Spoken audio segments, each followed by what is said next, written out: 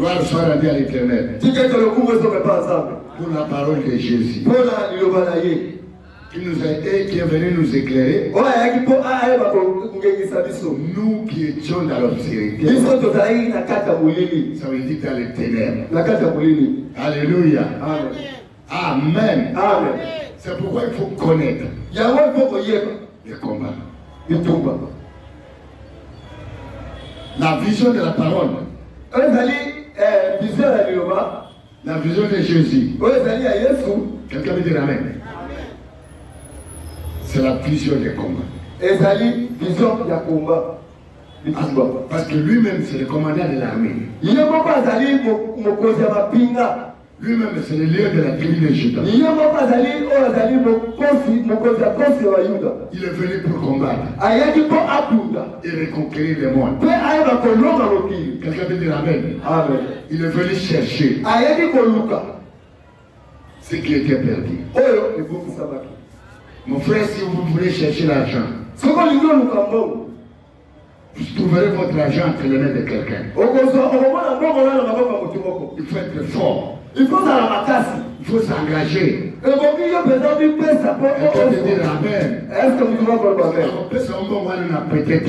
peut pas te donner cet argent avec les jeux. La parole déclare que Jésus-Christ, la parole, est venu chercher ce qui était perdu.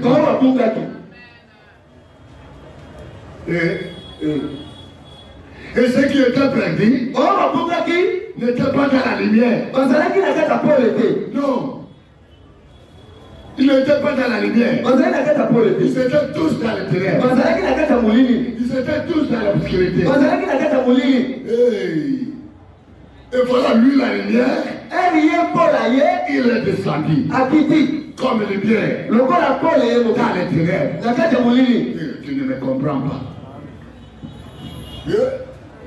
Or, les ténèbres,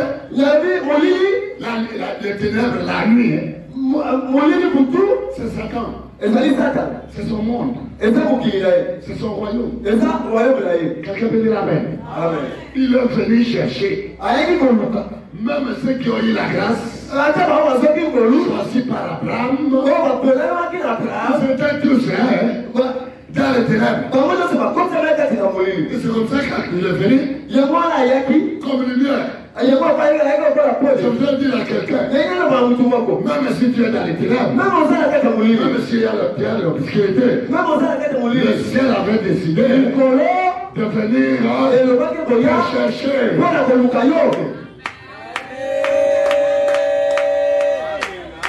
Donc l'évangile de Jésus, c'est du combat. L'évangile, c'est pour retrouver.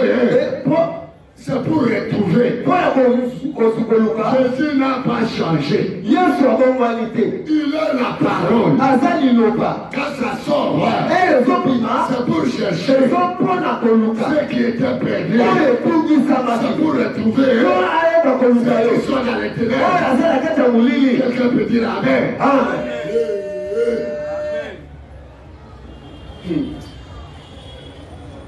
Que personne ne vous trompe. Il était venu. C'est un guerrier.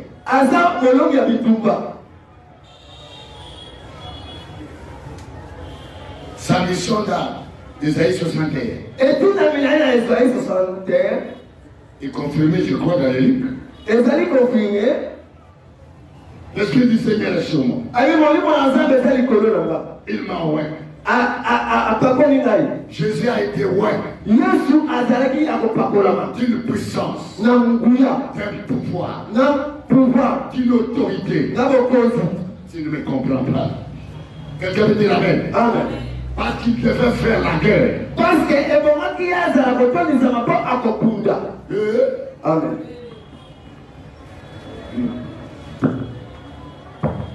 Quelqu'un veut dire Amen. Amen. Et quand il est descendu, même pour ceux-là qui étaient déjà Les perdus n'ont pas accepté. Non, non, pas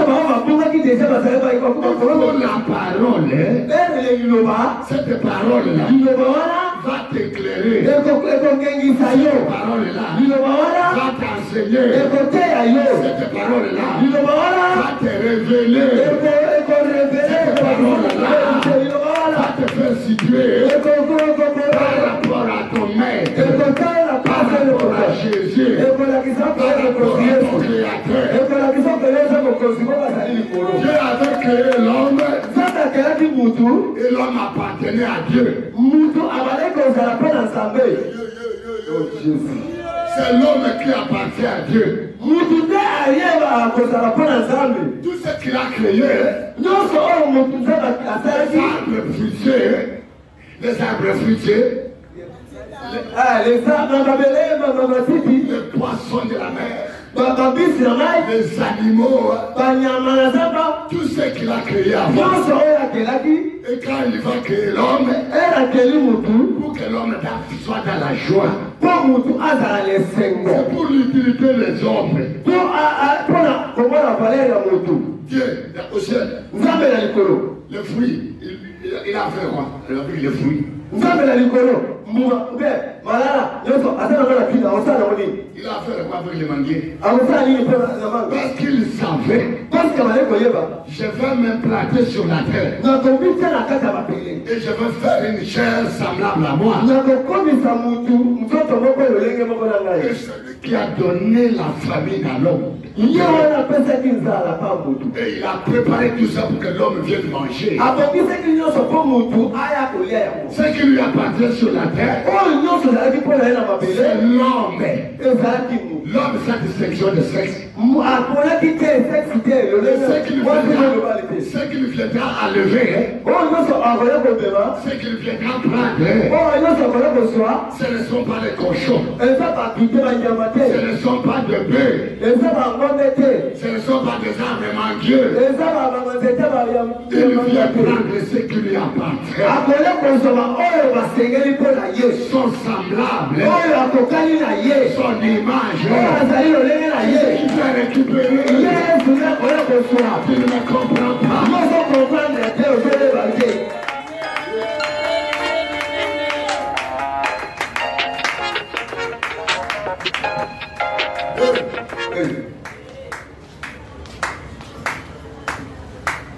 Son semblable là,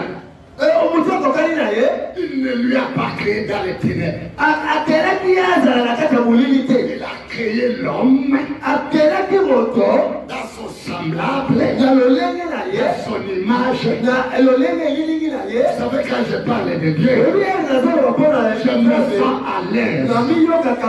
Je sais que je ne ressemble pas à quelqu'un d'autre, mais je ressemble à un Dieu puissant. L'image d'un Dieu puissant.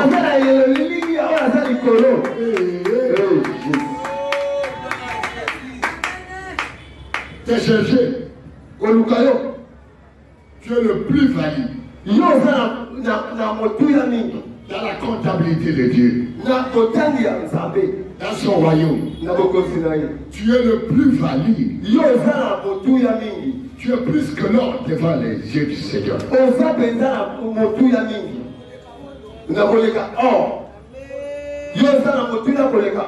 Parce que quand il viendra sur la terre, ce n'est pas pour l'or, ce n'est pas pour le diamant, ce n'est pas pour le cobalt, mais c'est pour toi.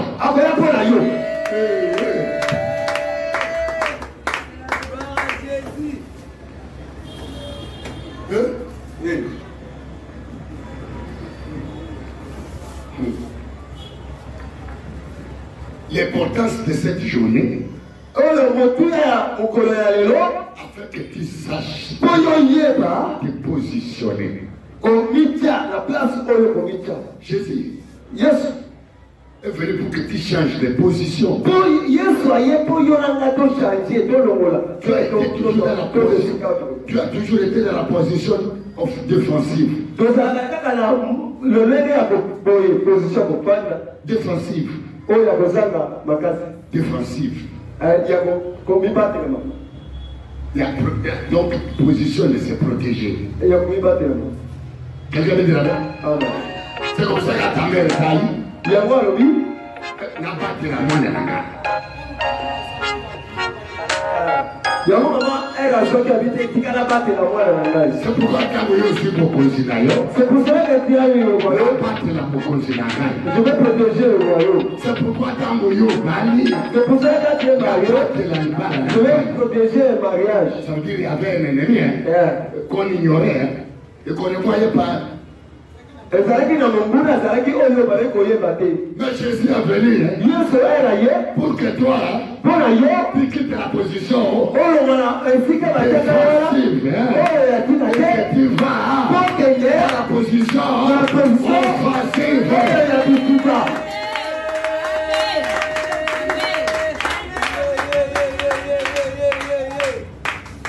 Jésus, c'est ta force. C'est ma force. C'est la force de ton mari. C'est la force de tes enfants. Dans le monde de dehors, ils ignorent cette force. Il n'est pas l'âme. Ils ignorent. Nous n'essayons pas de combattre l'ennemi. Non. Nous chantons pour conquérir l'ennemi. Pour conquérir l'ennemi dans tous les domaines. Il nous a sujetés. Il nous a dominés. Il nous a écrasés. Il nous a emprisonnés. Nous chantons pour conquérir. Conquérir. La conquête. La conquête. Si tu ne fais pas la conquête, tu vas mourir avec les marquements. Tu vas finir ta vie avec les marquements. Pourquoi la conquête? Parce que lui, l'ennemi, il est venu arracher tout. Il est venu voler tout. Et il nous a placés dans un coin. Le plus faible que jamais. Maintenant, Jésus vient. Toi qui as été affaibli. Toi qui as été bloqué dans ton coin. Tu n'as même pas l'assurance. Il vient vers toi le frère. Il te fait lever d'aller devant dans la position d'offensive pour conquérir. Tu vas conquérir ton vie. Tu vas conquérir ton travail. Tu vas conquérir tes prospérités. Tu vas conquérir ta santé. Tu vas conquérir ta santé. Tu vas conquérir ta promotion. Tu vas conquérir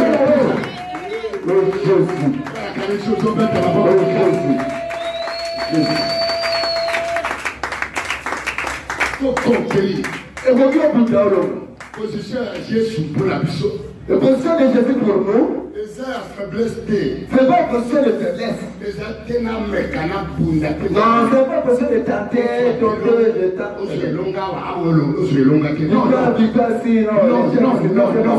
Quand tu te lèves, si Jésus a eu sa conquérir. Tu as été esclave.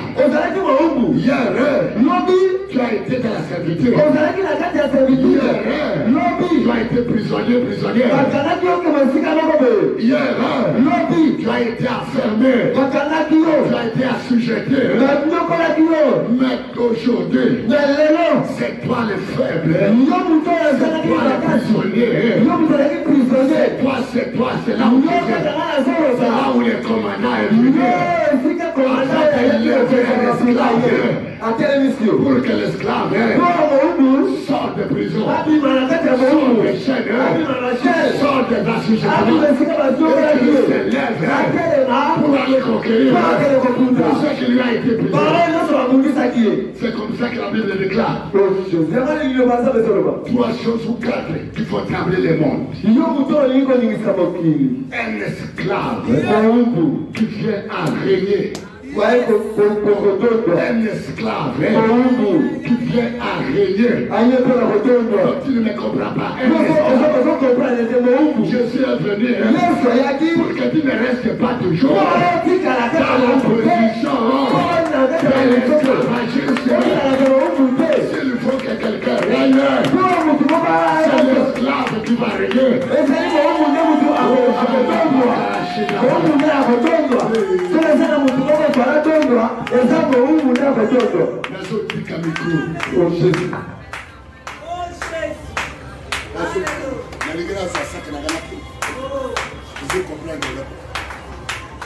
Avec Jésus. Avec Jésus. Avec Jésus. Je vais toujours rester comme ça. Avec Jésus. Tu ne combats pas bien. Tu combats mal. Avec Jésus. Avec Jésus. Oh Jésus. Tu combats mal. Tu ne me comprends pas. Oso comprendre la tête. Alléluia. Amen.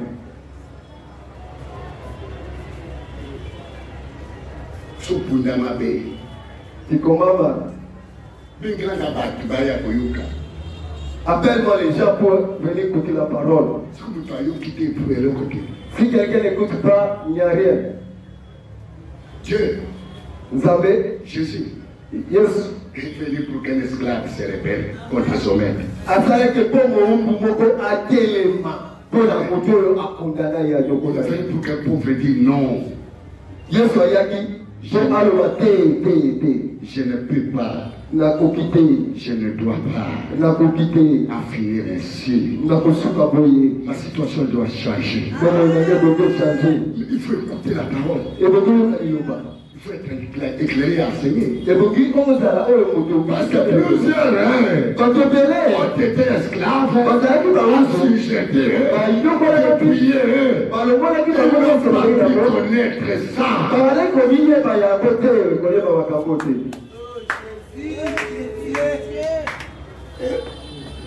Ils n'ont pas pu. Parce que ce jour-là, dans les synagogues, pour la première fois, avant de continuer son évangile, on lui remit le livre. Il roula le rouleau. Il trouva le chapitre d'Ésaïe 61. Il dit ceci: l'Esprit de l'Éternel est sur moi. Annoncer la bonne délivrer les pauvres. Proclamer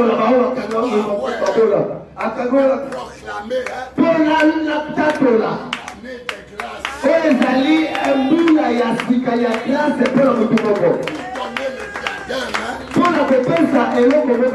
Donner le diadème et mon tonnet. Mon tonnet n'a pas au qui dépouillé. Les gens qui étaient dépouillés. Mon tonnet n'a pas dit à Sony. Les gens qui étaient humiliés. Mon tonnet n'a pas humilié. Oh Jésus. Pour vivre, pour les portes de prison, pour briser les chaînes aux captifs. Oh Jésus, oh Jésus, oh Jésus. Il dit qu'il a terminé, il a regardé tout le monde. Dans la synagogue, là où il lisait, il y a eu des esclaves. des dépouillés. Il y a eu des ceux-là qui étaient morts. Amen. Amen. Ils étaient là. Il dit, cette parole que vous venez d'attendre est accomplie maintenant. Je peux dire amen, amen. Amen. Et les gens commencent à se... Il est qui? Qui est la vie esclave? Qui est la vie esclave? Qui est la vie esclave?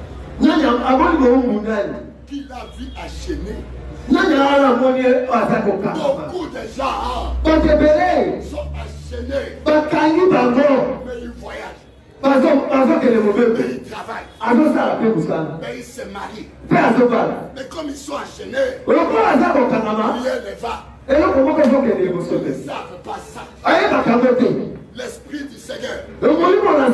Jésus esprit. Il est venu dans le domaine spirituel. Le plus grand combat, c'est du bien contre le mal.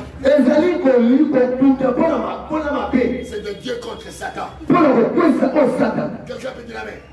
C'est ce combat-là qui cause des grands dégâts à travers le combat là où les gens ne voient pas. Tout ce qui est bien dans la vie des gens, c'est attaqué. Quelqu'un peut dire amen. Et le mal ne fait qu'accroître. Ça prend une accent. C'est ça le combat spirituel. Quelqu'un peut dire amen, amen, amen. L'ennemi n'aime pas le bien. L'ennemi n'aime pas la vie. Il est l'ennemi des biens. Quelqu'un peut dire amen, amen.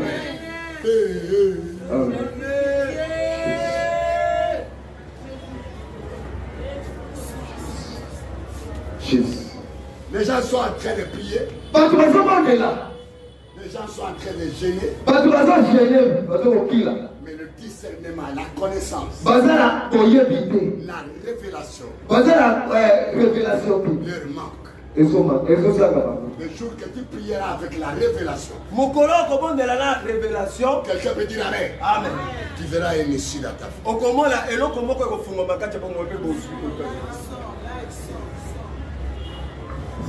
Quelqu'un peut dire amen. Amen. Suivez-moi bien. Le mal est accru. C'est ça le sens du combat.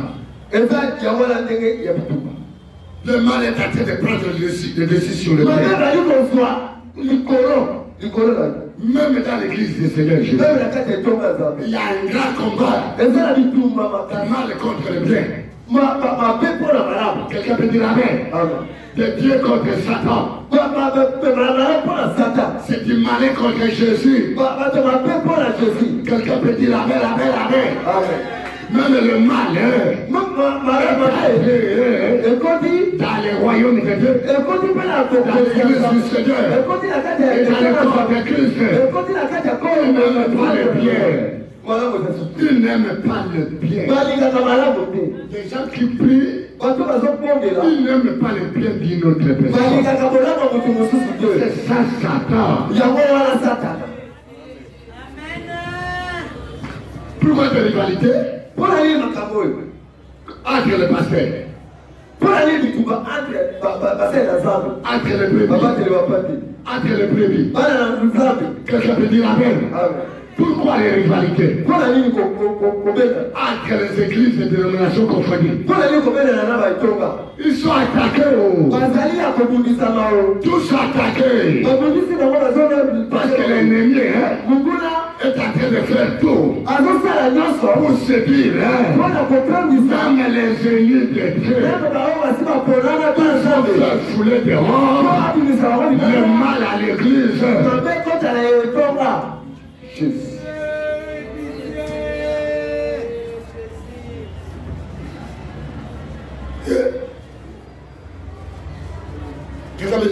Amen. C'est le combat du bien et du mal.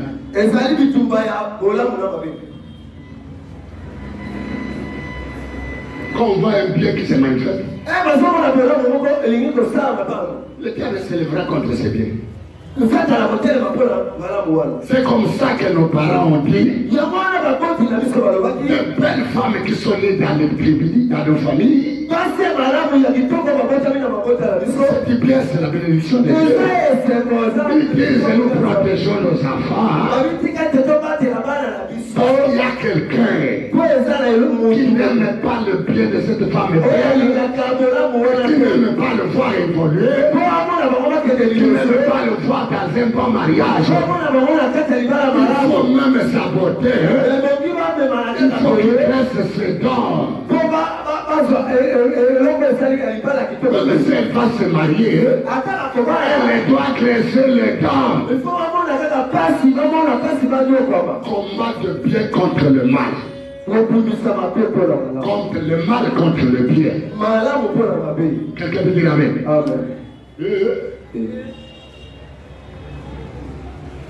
Mais toi, réveille-toi. Relève-toi. D'entre les morts. Les morts là, ce sont ceux qui sont même vivants. Mais ils sont déjà morts.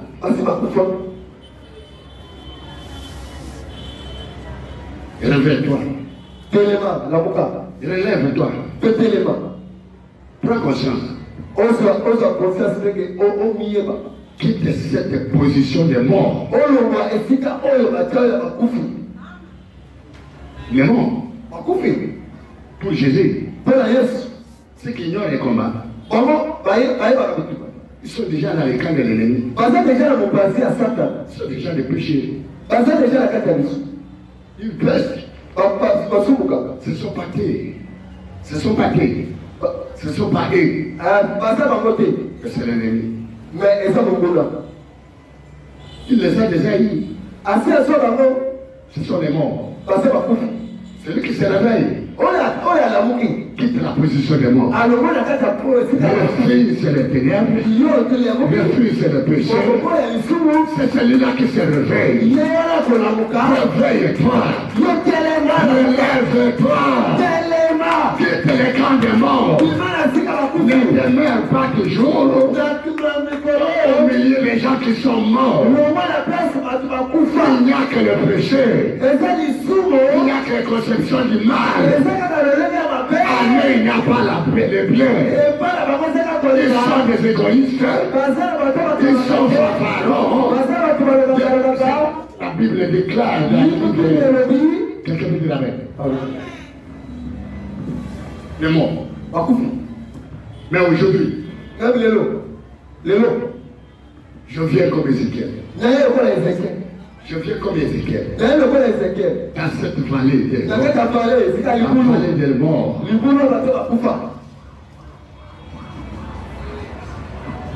Pour prophétiser. Ma prophétie, c'est cette parole que j'annonce. Non, ma prophétie. C'est la parole de Dieu. Et qui m'est donné par le Saint-Esprit. Et tout ce que je parle là, c'est ma prophétie. C'est la parole de Dieu. Il dit à Ézéchiel, ouvre seulement la bouche. Parle. La parole de Dieu va te faire quitter la vallée de la mort vers la vie. Tu combattras encore. Tu auras la victoire. Et tu vas encore témoigner. Tu vas encore appeler Dieu. Dans le séjour de mort, dans la vallée de la mort, ce sont des désespérés. Ce sont des clés que le diable avait déjà capturés. Il a déjà pris ce qui est vie à toi, ce qui est joie à toi, ce qui est prêt à toi. Au sément de sécher. Mais la parole est là. Quand tu vas te réveiller, ça va encore ressusciter. Prends les choses à toi. Ça va te donner une nouvelle nature. C'est ça la chair que tu auras. C'est ça le sang que tu auras. C'est ça le sang que je garde. Quand tu vas naître de nouveau, le sang de la chair qui t'a rendu mort ne sera plus à toi. Le sang de Jésus va entrer dans tes veines, va entrer dans ton corps, va encore te ressusciter. Tu vas encore être debout et tu vas combattre. Tu vas aller à l'offensive et tu vas encore reconquérir. Sors de la vallée de la mort. Quelqu'un peut dire amen, amen, amen, amen. Sors. Les gens ont crié cette prophétie. Que c'est vraiment des gens qui sont morts enterrés, non. Ce sont des gens qui sont dans le péché. Je me suis dit, ce que vous voyez là, ils se marient, ils achètent des maisons, ils bâtissent des immeubles, ils sont des chefs, ils sont des directeurs, ils ont tout l'argent, ils commencent, ils vont partout. Ils sont déjà morts. Malgré eux, ils sont vivants. Jésus est venu nous faire sortir de la vallée de l'ombre des morts. Il dit prophétise. Tu vas attendre la parole. Tu vas sortir de ces côtés-là. Et quand tu sortiras des cas de la mort, l'Esprit viendra sur toi. C'est le Saint-Esprit de Dieu. Et celui qui va te saisir, c'est avec lui que tu vas aller à l'offensive pour aller conquérir. Je suis capable. Il est capable Aujourd'hui, nous trouvons des serviteurs de Dieu, des enfants de Dieu, des églises de dénominations confondues. Nous sommes encore dans la vallée de la mort. Des églises agressives, des églises qui ne font que méditer le mal contre les autres. Au lieu de monter des chambres hautes pour le pays, on monte des chambres hautes pour la malédiction des autres, pour bloquer la vie des autres, pour attaquer, pour dire nous verrons comment il faut évoluer, comment il faut se marier. Ça, le combat a changé de sens. Ce n'est pas ce combat-là que Jésus est venu. Jésus est venu pour un combat spirituel. C'est contre les démons. C'est contre Satan. Contre l'ennemi de bien. Et c'est comme ça que nous combattons. Et en plus nous combattons. Nous plairons de plus en plus. Nous nous avançons de plus en plus. Réveille-toi. Relève-toi. Ma soeur, tu es sur là où tu es. Tu es encore dans la vallée de l'ombre. Ce n'est pas encore trop tard. Réveille-toi. Cette parole t'éclaire. Comment tu peux quitter la vallée de l'ombre? Ça quitte ce qui est mort. Ce qui est mort, c'est le salaire du péché. Quitte le péché. Quitte le péché. Il y aura encore une nouvelle nature. C'est encore possible. Quitte le péché. Tu seras doté de l'Esprit du Seigneur. Tu seras doté. Quelqu'un peut dire amen. Si vous lisez Ézéchiel, il dit ils combattront encore. Ils iront encore à l'offensive. Ils vont encore gagner des guerres. Ils vont encore me témoigner. Ils vont encore m'adorer. Quelqu'un peut dire amen, amen, amen, amen. Et si tu ne dis pas de moi-même, je dis amen, amen, amen, amen. Envoyez les liens. Dis là-bas. Partagez les liens. Yem ça va. On ne combat pas dans la vallée de la mort. Dans la vallée de la mort, tout est dispersé. Pourquoi? La tête autre part. Le cœur autre part. Le pied autre part. Ça veut dire la tête et le corps et les mains n'honorent pas Dieu. Dans la tête de mes pensées, c'est autre part. Dans le Dieu, c'est rester dans les chemins d'aller maudire les gens. Ou bien d'aller sacrifier les gens. Et dans mon cœur, il y a des mauvais desseins. Mais c'est livré dans l'âme. Dans les tueries. Alors quand Dieu attendra la parole, les mains vont refuser de tuer. Le cœur va refuser avec des projets uniques. La tête avec les mauvaises pensées. Le pied va se répartir pour ne pas aller dans le mal. Et ça va se rassembler autour de la parole. Il sera encore reconstitué. Quelqu'un peut dire Amen. Amen. Il sera encore reconstitué. Alléluia. Amen. Quand tes pieds font autre chose, contraire à la parole, quand tes mains font autre chose, contraire à la parole, dans ta tête, il n'y a que des imaginations démoniaques. Quelqu'un peut dire Amen. Quand ton corps te pète, ça doit se rassembler. C'est la parole qui vient lever nos pieds. Parce que la Bible dit chacun irait ça et là. Et quand la parole vient, ces pieds n'iront pas pour aller mentir, pour aller pour Banzabato, pour aller pour Ngaga, pour aller pour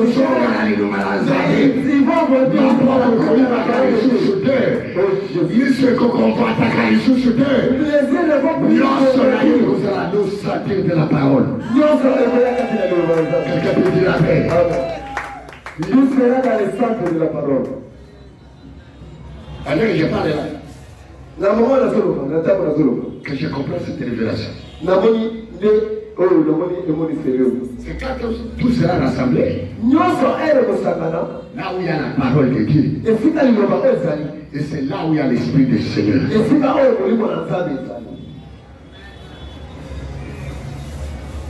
Il y a les jours c'est quoi? Je veux que tu réfléchisses. Soit décision, soit aux amis. Tu dois prendre une décision. La politique fait arriver là. Je ne veux plus la mort. Lève-toi, comment c'est? La politique fait arriver là. La politique fait arriver là. La politique fait arriver là. La politique fait arriver là. Il a renoncé, il a déméré, il a vraiment fait. Oui. La politique fait arriver là.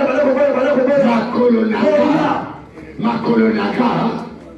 Et qu'on a ta arme spirituelle, et qu'on a ta zèle de la parole, bouche d'aka, et qu'on se la prenne de la parole, ma carisse d'aka, la souffrance l'obéissance pour le nyonso, me manque la séjour de mort, au matin et yoka, et tout sans habiter, au macoleta mona, et tout sans habiter, et au mouton à carissa, et tout sans habiter, les lots, Nazako Boya Yago.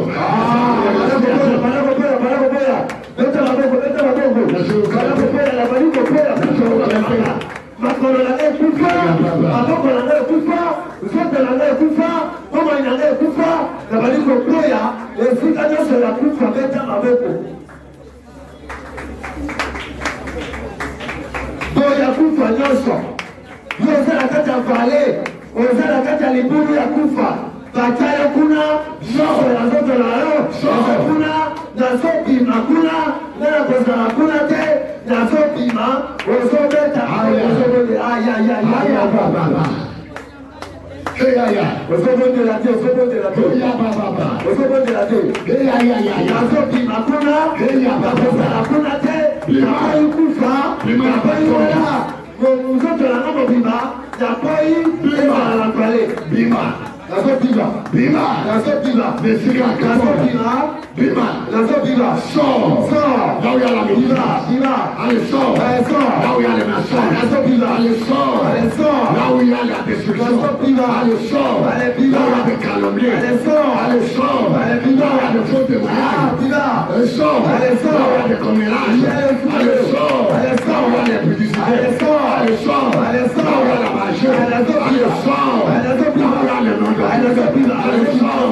Là où il y a le fléau. Allez, sors. Là où il y a la sorcellerie. Allez, sors. Là où il y a la haine. Allez, sors. Là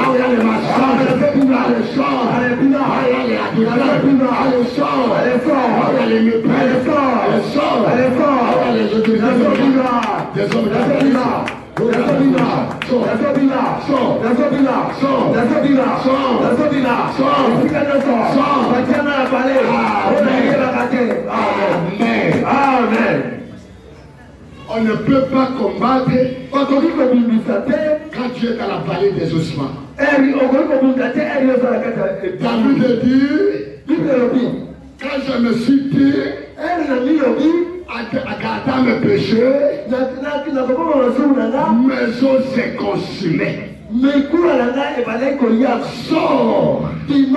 Les os qui s'est consumé, c'est une vie de douleur.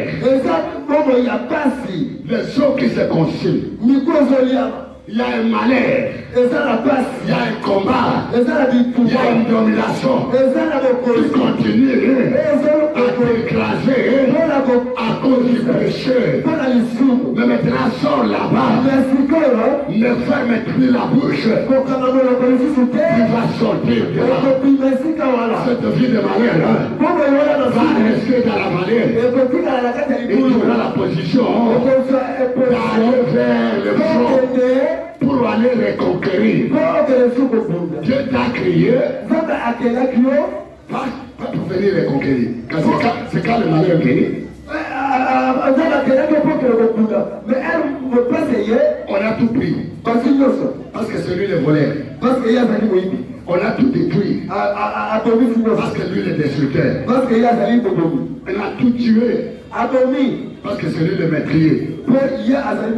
Voilà pourquoi tu es dans la vallée où il n'y a pas la vie. Mais la parole est ce soir. Ézéchiel d'aujourd'hui, c'est papa qui vole. Écoutez bien dire. Est-ce que ces eaux vont-ils le vivre? Est-ce que Nico est venu se souvenir? Ézéchiel dit, Ézéchiel a dit, il le sait Seigneur. Quelqu'un peut dire Amen. Amen. Et Dieu me dit, parle seulement. Quelqu'un peut dire Amen. Amen. Et il a dit, ainsi parle l'Éternel. Les ossements détachés. Quelqu'un peut dire Amen. Amen. Attendez la parole de l'Éternel. Alléluia. Amen. Oh Jésus. Vous pouvez réfuter.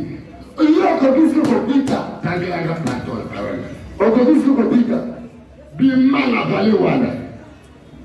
Sors de cette vallée. Alléluia. Sors de cette vallée. De cette vallée plutôt. Sors. Vous qui nous suivez, 4 choses que vous faites. Partagez. Beaucoup de gens vont sortir dans la vallée des ossements. On n'a pas compris cette révélation-là. La vallée des ossements, c'était Israël qui était vivant, mais qui était déjà ailleurs de la parole de Dieu. Dans sa désobéissance. Mon frère, ma soeur, la parole c'est la vie. La parole c'est la résurrection. Sors de la vallée des ossements. Tout ce qui était mort dans ta vie, la mort sera dépouillée. Tout ce qui était desséché, ça sera verdi. Tout ce qui était consumé, même dans les anciennes ruines, tu vas encore rebâtir. Tu vas encore rebâtir. Quelqu'un peut dire Amen. Partage ce lien. Tu envoies la révélation de la résurrection. Quelqu'un peut dire Amen. Alléluia. Amen. Et tu donnes la foi à ceux qui vont encore combattre. Ils vont gagner la victoire.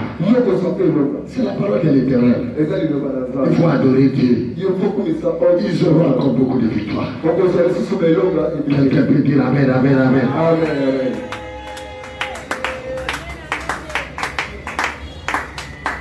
Amen. Amen. Ce qui nous a amené dans la vallée des ossements. Ossements desséchés. C'est le péché. Le péché.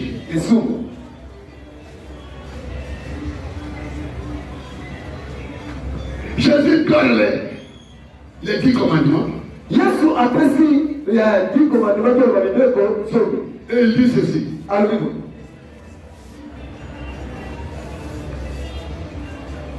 Voici jamais aujourd'hui devant toi la mort et la vie.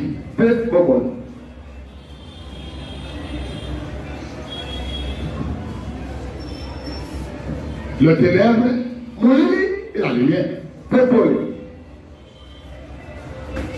Si tu fais la vie, choisis d'obéir. Et si tu fais la mort, choisis de désobéir. Il y en a beaucoup qui sont morts. Mais ils sont encore en train de faire, de bâtir des projets tellement merveilleux. Et ils réussissent. Ils sont dans les jets.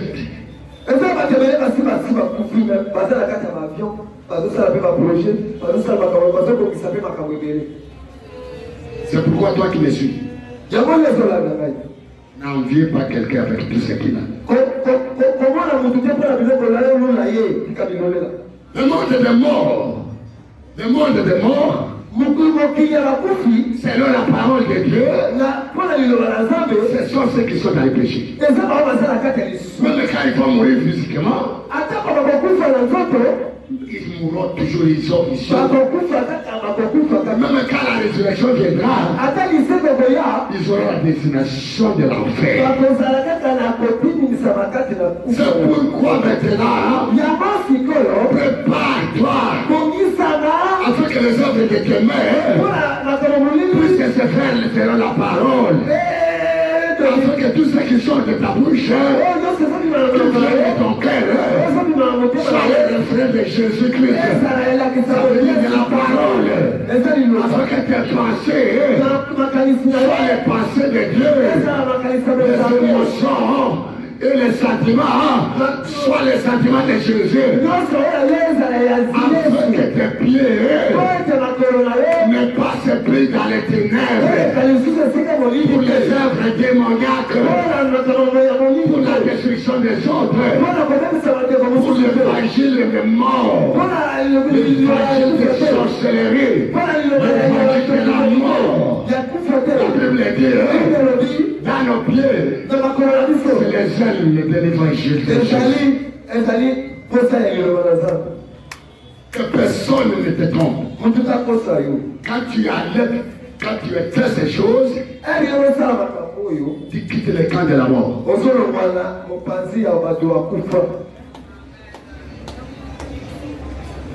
Quand tu quittes le camp de la mort, tu vas régner sur la terre. Tu vas encore témoigner à Jésus. Je te dis ce soir, ce n'est pas encore fini. Et Jésus est venu pour nous enlever dans cette vallée de la mort. Car il dit, je suis la lumière du monde. Je suis le chemin, la vérité. Je suis la source d'eau vive. Je suis la vie. Quiconque aime la vie. Quelqu'un peut dire Amen. Amen. Je te donne un cadeau offert. Je te donne un cadeau gratuit. Ça ne coûte rien que de l'écouter et d'obéir. Même cette année, tu peux sortir ça. Même cette année, il y aura une transformation. Même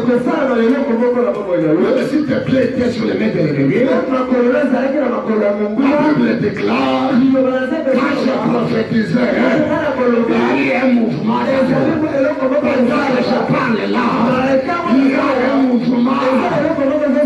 Ce qui était la tête de celui qui contrôlait ta tête. Ta tête est en train l'échapper.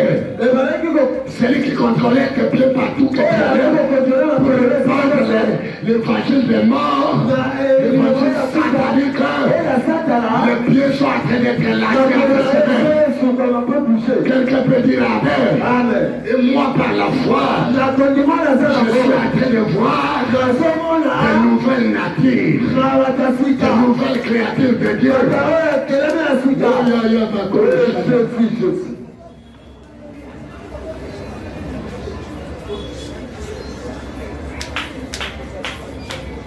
C'est comme ça que la Bible dit.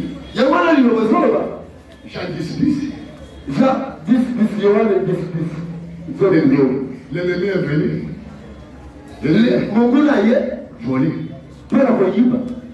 Il a volé tes pieds. Il y a certaines personnes. Quand tu es dans la vallée de l'ombre, tu es dans ta maison. Tu vas attendre les histoires. Moi j'étais comme ça. Dans tes pieds. Mets-toi debout. Mets-toi debout. Allez-y, allez-y. Laquelle foule? Laquelle foule? Je parle à l'Ivoulou. J'arrive. Au Koni. Je vais dans les noirs. Au moins la carte moulée. Mes pieds dans les noirs. Ma colle la carte moulée. La musique de l'homme là-bas. Ma musique, oh la loi pour ça. Mamoué. Mes oreilles sont très bien pour là. Mais attends, il a les Et maintenant dans les noirs, la tête à moulée. je vois des lumières là qui changent de couleur. Ils ont peut-être la bilongue à matin. Mais les figures des gens là, c'est des jeunes femmes.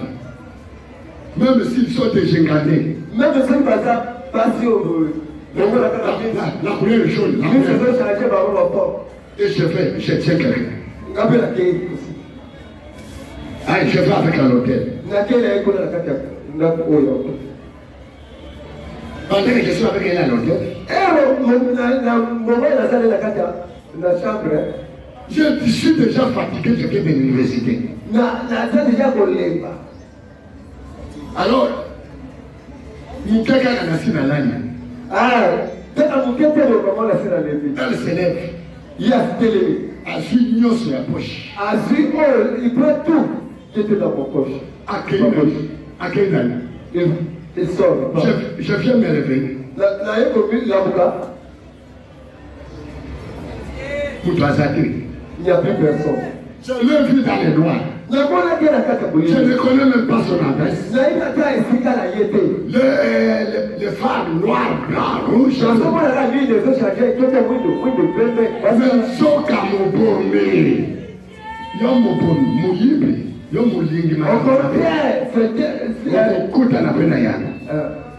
L'argent que j'ai eu ici, mon aimé l'ont volé. Parce que je savais là où il était l'argent. Si j'entre dans une maison, je sais que l'argent est quelque part. Et je veux voler cet argent. Je sors maintenant là. Écoutez-moi, maman. Et mes pieds vont vers les. Et puis moi aussi, on me vole l'argent. Je me réveille le matin. Il n'y a rien dans mes poches. Je n'ai pas encore payé l'hôtel. On vient me saisir. On prend tous mes habits. Et toi là, tu vas sortir ni. Tu vas aller à l'université.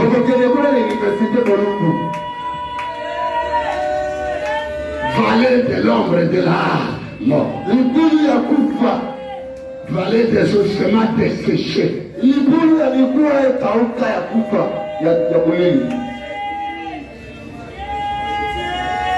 Je commence à signer des décharges.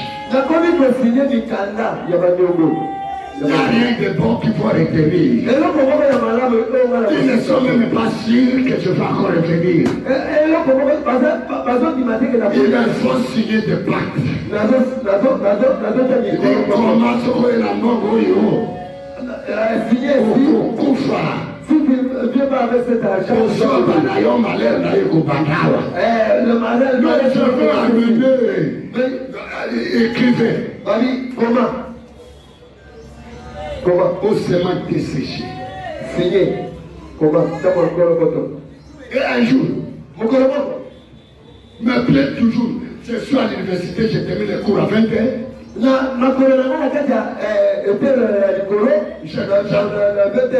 J'entre dans ma chambre. J'étais sous-logé au 10. Et puis, mon cœur. Je jette ces mains les notes. Je prends le texte. Il y a le bus. Livulu, rien. Ngaba, rien. Parce que c'est déjà 23h00. Je vais ici à Matongue. Le centre de système desséché. Je le trouve là-bas. Na koi oyo na monaki. Na kanisi pas na muketo ka koba. Moi je croyais que c'était une jeune fille. Le bus que j'ai pris.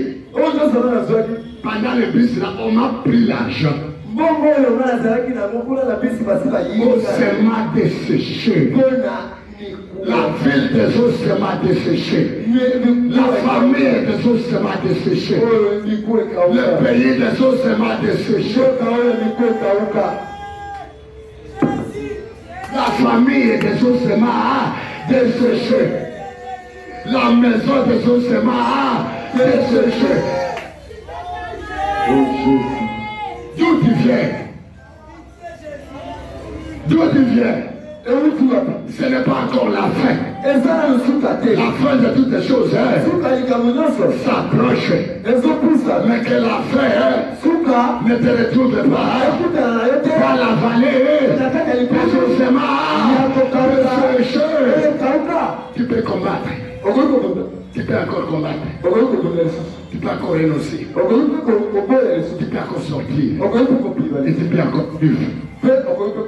Quelqu'un peut dire amen. Alors j'entre avec la chaîne. J'arrive là-bas. À Koba. Je lui croyais une petite. Je croyais que sans rien contrôler.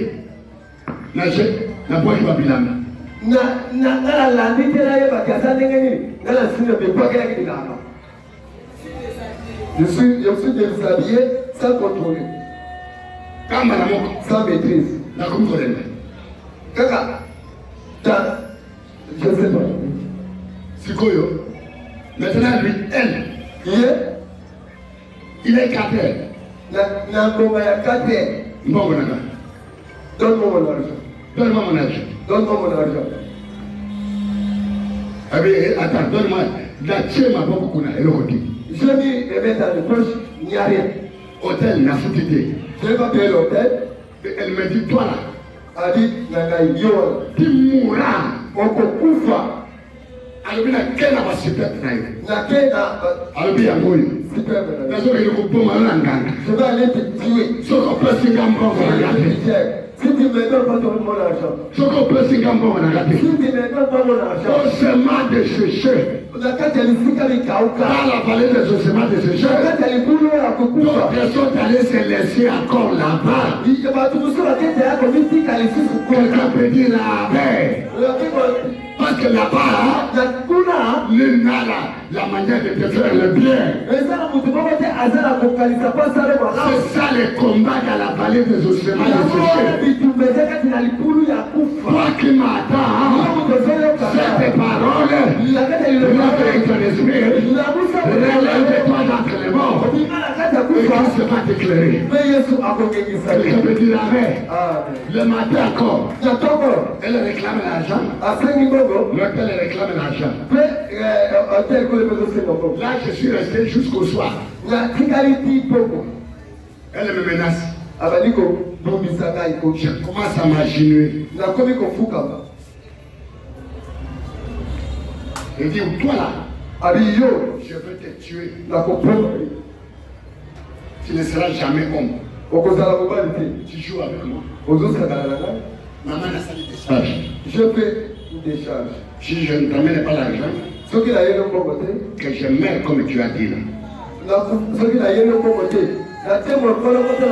la vallée des ossements, le diable est capturé avec toutes les paroles et les engagements que tu as faits.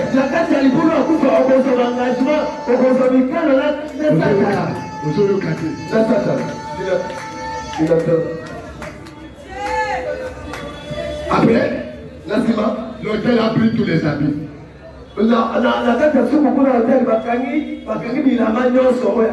Toi, tu es un aventurier. Trompez-moi la bâtie pour les gros tromper. Tu as trompé l'enfant de Dieu, tu vas sortir nu. Je suis à l'université. Je commence à donner mon adresse. Nous n'avons pas de université. Université, quel type d'université? Ils ont commencé à me gérer quel type d'université? Ils ont tout dit. Alors, que préparons-nous pour la paix des pays qui viennent? Et toi là, si tu seras président, si tu seras directeur, qu'est-ce que tu vas faire pour le pays? Qu'est-ce que tu vas amener pour la cité? Tu vas aller de l'ombre et de l'âme. Il y a des pays dedans. Il y a des familles dedans. Il y a des tribus dedans. Quelqu'un peut dire Amen. Amen.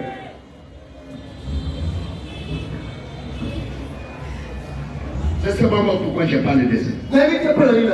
La fin de toutes les choses approche. Dieu te donne encore le temps de sortir de là. Tu vas combattre. Tu vas conquérir. Et tu vas encore adorer Dieu. Ce n'est pas encore fini.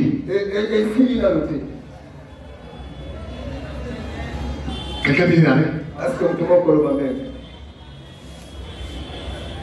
La guerre n'est pas charnelle.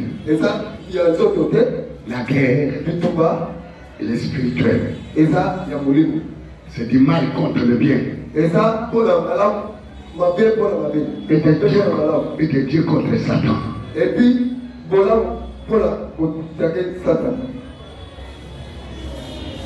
Quelqu'un veut dire Amen. Si vous voyez que quelqu'un est animé du mal, ce n'est pas la personne. C'est le faiseur du mal est entré à lui. Ma bouche, malignité, séduction, tout ce qui va sortir, ça va dominer celui qui attend. Je ne savais pas que ma bouche était utilisée par un esprit de python. Quelqu'un peut dire Amen, Amen. Ma bouche. Un véritable menteur. Et quand tu me vois apparemment, c'est comme celui qui ne fait rien du papa.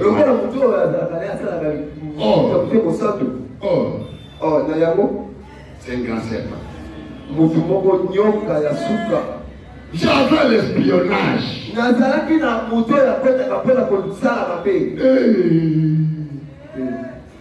Même quand j'ai eu ma femme, je l'espionnais jusqu'à l'école. Je pouvais même faire un accident. Bien aimé le faiseur du mal. Il n'aime pas que le mal lui arrive. Je ne savais pas que j'étais dans la vallée des ossements desséchés. Alors à l'hôtel là-bas, je fais encore. J'arrive au campus. Je n'ai rien. Tout ce qui était dans mes poches. Au lieu que je prépare les poimoines, donc le foufou de manioc, pour ma provision à l'URSS. L'argent est parti où? Je commence à vendre les casiers que je vendais de sucre. Le frigo que je vendais de jus.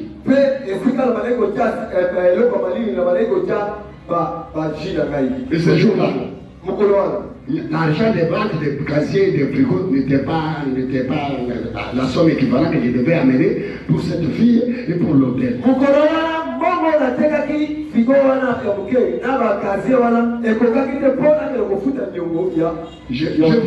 Je voulais l'argent de mon oncle. Et mon oncle c'était un rosicricien. Et je volais son argent. Dans la vallée des ossements de ces choses, on ne fait que compliquer de vie d'une étape à une autre. Afin que tu restes là-bas éternellement. Mais Jésus est venu. Mais la parole est venue. Le secours est venu du ciel. La plupart de ceux qui sont dans les moyens. La lumière est venue. Le sauveur est venu. La lumière est venue. La force de ceux qui sont dans le monde. C'est le Jésus de la Nazareth. Quelqu'un peut dire amen. Je ne suis pas ici sous la part. Écoutez-moi, ma frère, ma soeur. J'ai volé l'argent et je suis allé payer la dette. Je n'ai pas trouvé cette fille-là. Et je voyais déjà ma mort. J'ai dit, est-ce que moi je serai encore un homme? J'ai commencé à chercher la fille. Elle était à Kingabwa. J'ai commencé à chercher toute la journée. Dès que je l'ai vu de loin, je me suis agenouillé. Un universitaire dans la vallée des ossements de ce chien. C'est dans des hommes dépouillés. Ce sont des personnes dépouillées, humiliées et considérées sans valeur. Que je peux dire amen. À la fin, elle prend l'argent. Elle m'a frappé sur la tête. Toi là, si tu continues ces histoires, tu mourras même jamais. Mais je te pardonne, j'ai mon âge. Je ne veux plus encore te faire du mal. Sors! Toi qui attends la parole, si tu attends la repentance, tes pieds possédés par l'ennemi, tes parties possédées par les serpents, d'autres possédés par les lions, emprisonnés de partout. Parce que quelqu'un qui est dans la vallée des ossements, sa tête est dans la prison. Ses progénitures sont dans la prison. Ses pieds sont dans la prison. Les mains pour pouvoir germer sont dans la prison. Il ne travaille que pour le terrain des autres. Elle peut travailler tout. Elle peut avoir de grosses sommes. Parce que dans la vallée des ossements, ce qui lui a amené là-bas, prends tous ses récoltes. Son âme emprisonnée. Quelqu'un peut dire amen. Alléluia. Sors de là-bas. Tu combattras encore. Tu vaincras. Tu vas conquérir. Moi je sais.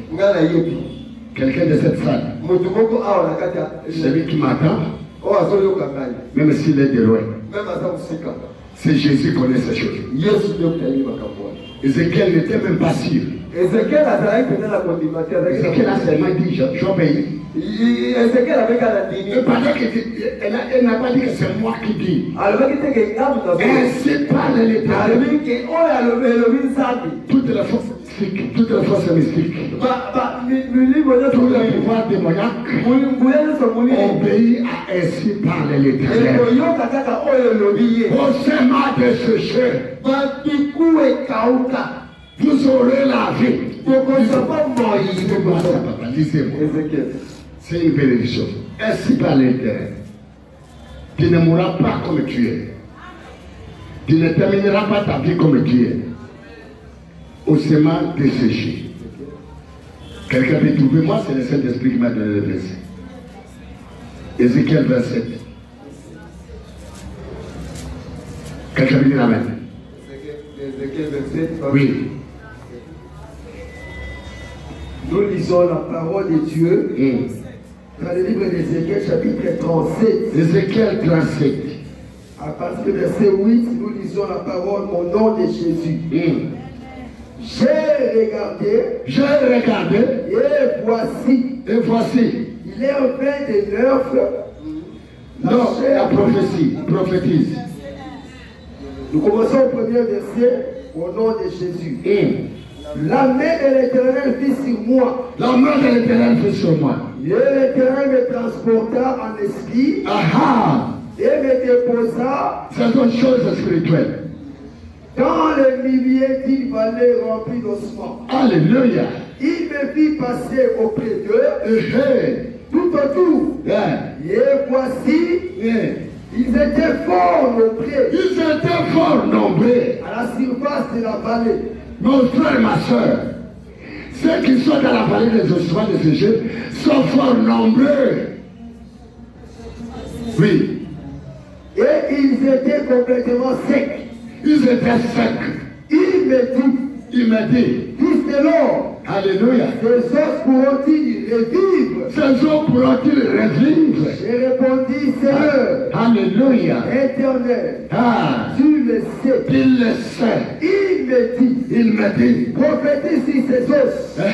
Dis à ces os. Dis-les. Ossements desséchés. Ossements desséchés. Écoutez la parole de l'Éternel. Ainsi parle le Seigneur. Ainsi parle l'Éternel. L'Éternel à ses os. Parle à ses os. Voici. Je vais faire entrer en vous un esprit. Je vais faire entrer en vous un esprit. Et vous vivrez. Je vous donnerai de l'œuf. Je ferai croître sur vous de la chair. Je vous couvrirai de peau. Alléluia.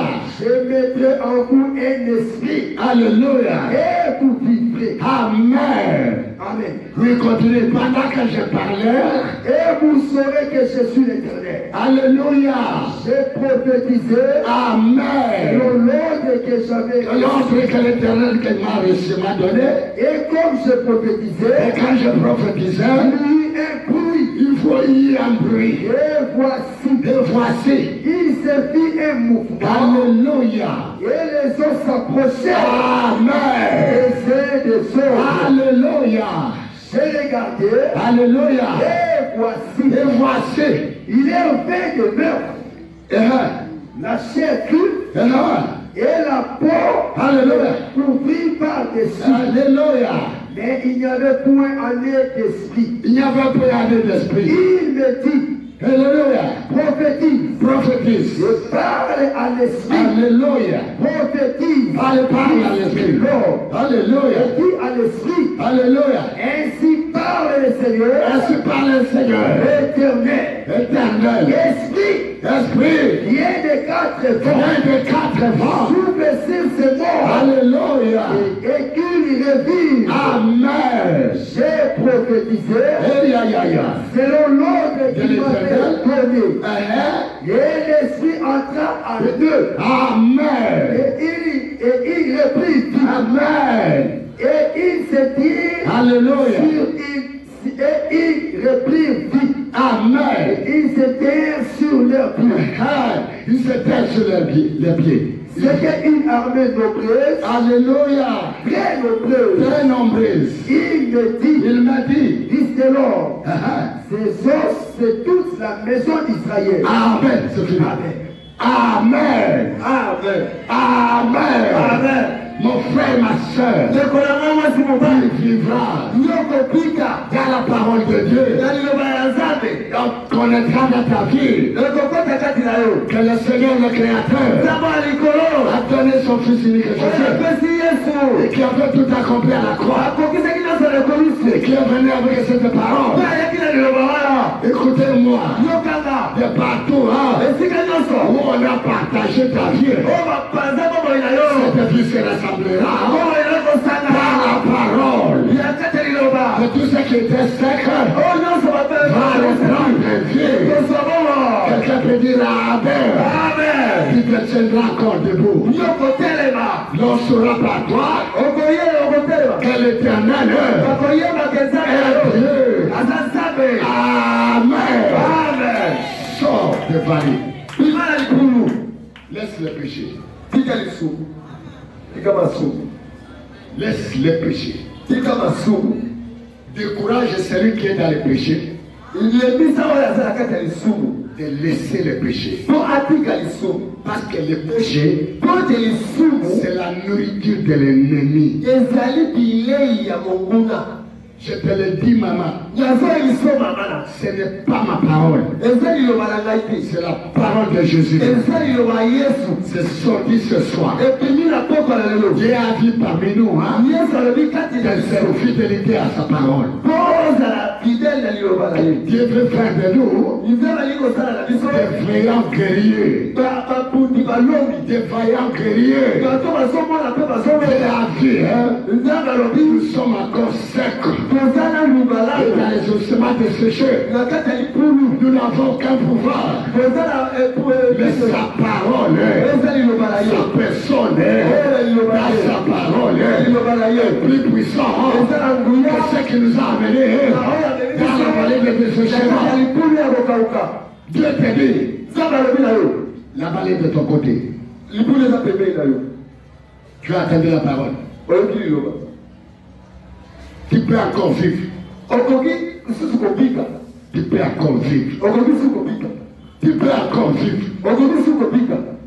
Mon frère qui est à Londres, tu peux encore vivre. Ma fille qui a la maladie de thrombose, tu peux encore vivre.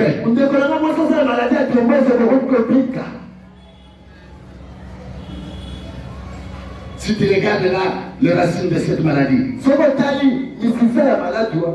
il y a le péché. C'est là que tu vas trouver la guerre. L'existence de la guerre du mal contre le bien. Et de Dieu contre Satan. Satan contre Dieu. Quelqu'un me dit la vie. Amen. Tu peux encore vivre. Toi qui as la cancer, tu peux encore vivre. Même le cancer de gauche, même celui du cœur. Pendant que tu m'attends, quelque chose bouge. Et là où tu as rattrapé cette cancer, c'est celui qui est l'auteur. C'est le malin. Devant cette parole-là, le malin n'a pas de pouvoir. Alléluia. Tu peux encore vivre. Toi qui es desséché à tout. Toi, toute la famille est desséchée. Tout est dispersé. Regarde votre vie. Regarde le passé. Réveille-toi. Pendant que tu es en train de se réveiller, pendant que tu seras en train de retourner à l'Éternel par la repentance, des choses spirituelles se feront sur toi. La puissance de la parole va manifester la gloire de Dieu. C'est pour moi. Puis encore vivre. Ton sang là, peut encore reprendre le sang nouveau de Dieu. Et ceux qui est malade, à cause des attaques de l'ennemi, où est-ce que tu es touché? Tes nerfs sont desséchés. C'est ta chair qui est attaquée. Qu'est-ce qui est attaqué sur toi? Le sang, c'est ta vie, c'est ta vie qui est attaquée. Le sang, c'est ton âme, c'est la vie de ton âme qui est attaquée. Tout ce que tu veux pour le bien, il n'y en a pas. Ainsi parle l'Éternel. Ainsi parle l'Éternel. Vous aussi pas de péché. Vous pouvez encore vivre. Vous pouvez encore prendre la vie. Ils sauront que l'Éternel est Dieu. C'est que dans le vallée des ossements, il y a la guerre du bien contre le mal. Il y a la guerre de la lumière contre les ténèbres. Il y a la guerre de Satan contre Dieu. Mais tous ceux qui t'ont desséché sauront que c'est Dieu qui t'a créé. Et c'est lui qui t'a rétabli. Quelqu'un peut dire Amen. Amen. Même s'il n'y a pas d'esprit, Dieu va donner son esprit. L'esprit que Dieu va donner, c'est l'esprit qui va donner la vie à ton âme. C'est l'esprit qui va donner la vie à ton esprit. C'est l'esprit qui va donner la vie à tes pieds, à tes nerfs, à ton sang, à ta tête, à ton être tout entier.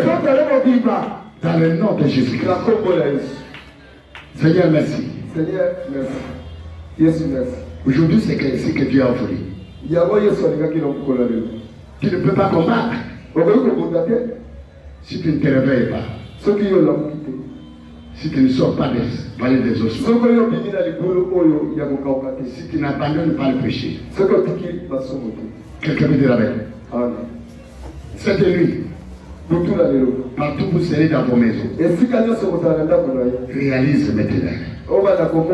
Ah, je suis dans les vallées des ossements. Mais il y a une parole, il y a une parole. Allez méditer ça. La parole est vivante.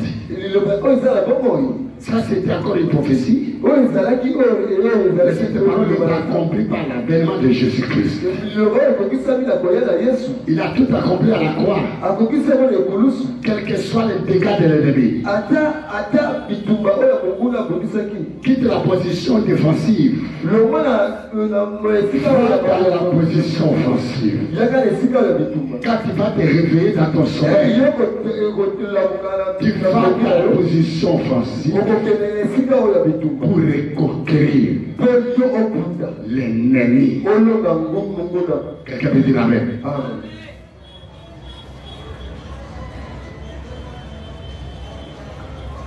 Lève-toi là où tu es. Il y a des forces qui te retiennent dans la vallée des péchés.